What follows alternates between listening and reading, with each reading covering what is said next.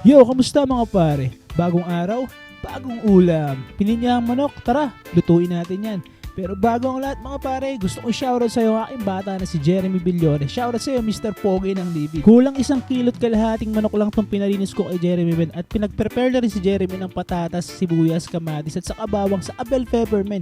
Pinagayat ko lang sa kanya ng maliliit yan men. Tapos sunod-sunod na lang din yan men. Nagbukas na ako ng kalan at magigisa na tayo. Unahin natin sa line up ang pagprito ng patatas men. Tapos pag medyo okay na, itabi mo lang saglit pare. Iset aside mo lang yan. Tapos pare, mag-ready na tayo ng panggisa. Ilagay mo na yung bawang, sibuyas at kamatis men. Lagay mo rin yung kalahati ng bell pepper. Tapos i-toast mo lang saglit pare. Tapos haluin mo lang ng konti pare ko. Tapos pare ko, isunod mo na agad yung manok. Lagay mo ng paminta, lagay mo ng patis, saka mo takpan men. Tapos pare ko, kung natatakam ka naman sa mga video na niluluto ko pare ko, palambing naman ako ng share, palambing na rin ako ng like and follow.